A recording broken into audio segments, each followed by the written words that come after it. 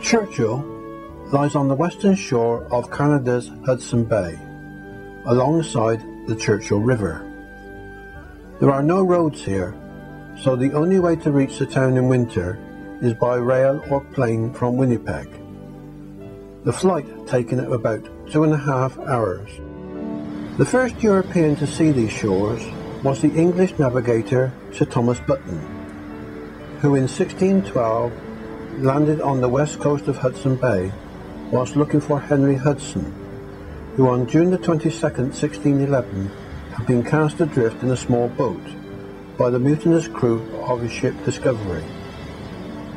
Button spent a brutal winter here, and many of his crew died from the cold.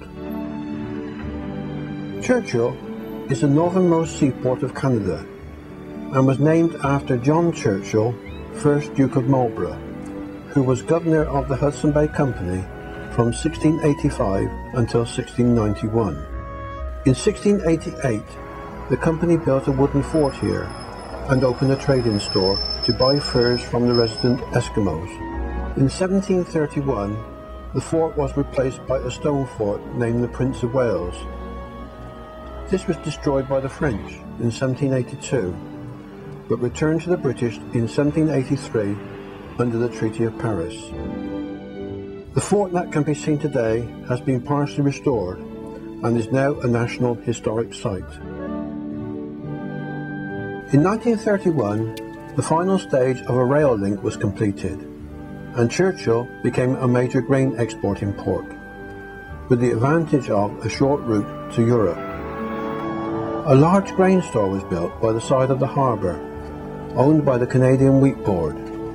It is the biggest employer in town. Grain exports in 2007 are expected to top 600,000 tonnes, and this tug is waiting to take the last shipment out before the sea is completely blocked by the ice flows coming down the Churchill River. A civilian airport was opened in the 70s, and this enabled Churchill to develop as a tourist centre, with hotels like the Aurora being built to cater for the influx of visitors. Many residents of Churchill keep packs of huskies. The dogs live out of doors with only a small kennel to protect them through the winter, when temperatures can drop to -40 degrees centigrade. The dog teams take part in races across the frozen Hudson Bay, when they tow sleds like this one.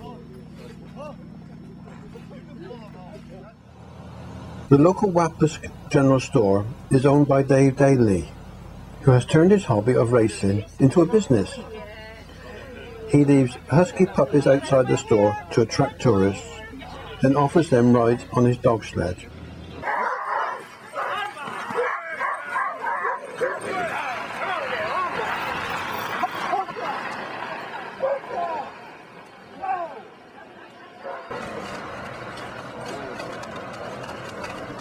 The mile-long ride takes visitors through the northern boreal forest, which is part of the Wapusk National Park.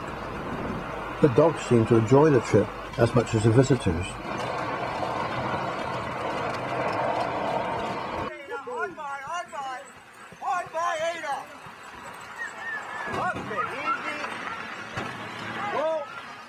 The biggest influx of visitors takes place in October and November, when Churchill becomes the polar bear capital of the world.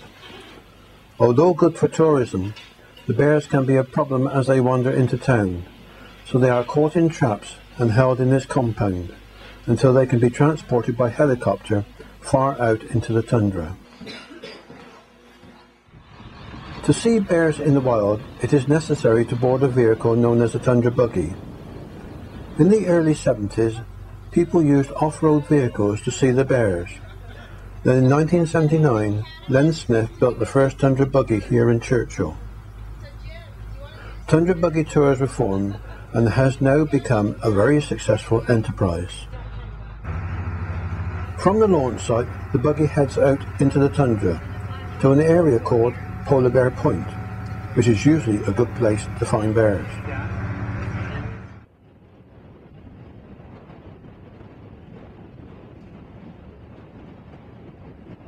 If on the way the driver sees a photo opportunity, such as this large bear emerging from the willow, he will stop to give his passengers a chance to use their cameras.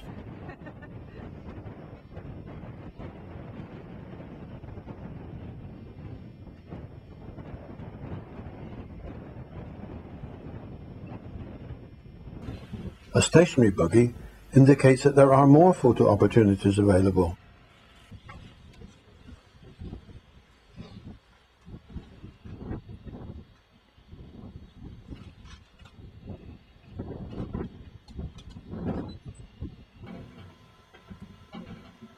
With another buggy arriving on the scene, this bear decides it's time to find out if there is a meal to be had.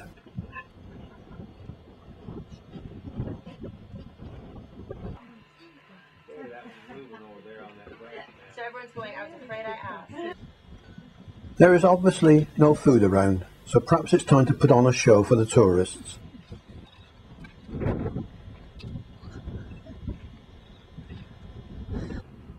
The area of tundra just south of Churchill juts out into Hudson Bay, so the freshwater ice flowing down the Churchill River collects here, causing this part of the Hudson Bay to be the first to freeze over. The bears know this, and they gather here waiting to go out onto the ice in search of ring seals. This tundra buggy provides a webcam service to the world over the internet, and on this occasion the cameraman gets some really good close-up shots. Another animal that lives on the tundra is the Arctic hare, but it's very difficult to see it against the snow. The buggies have all arrived at Polar Bear Point. The passengers thrilled to see the female and two cubs.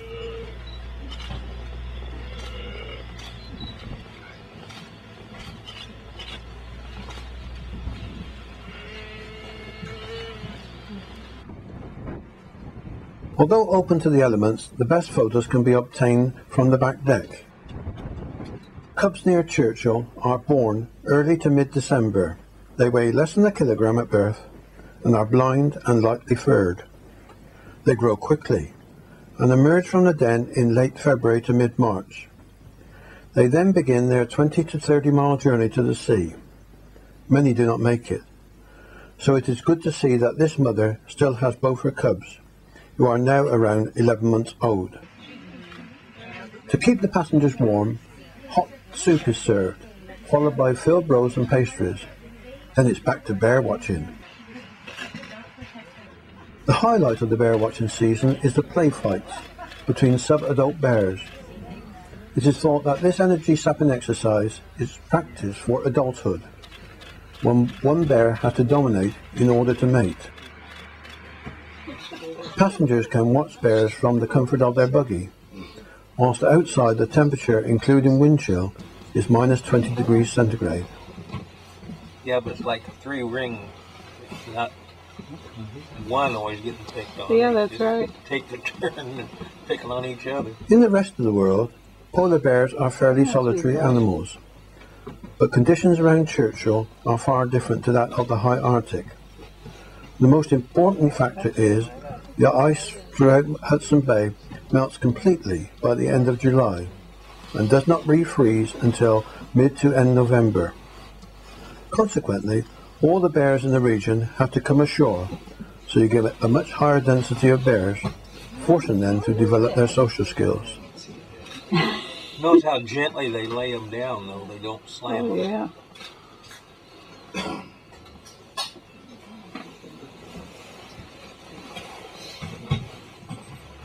The buggies leave as the bears move out onto the ice to catch ring seals, and it will be another 12 months before Churchill is the polar bear capital of the world again.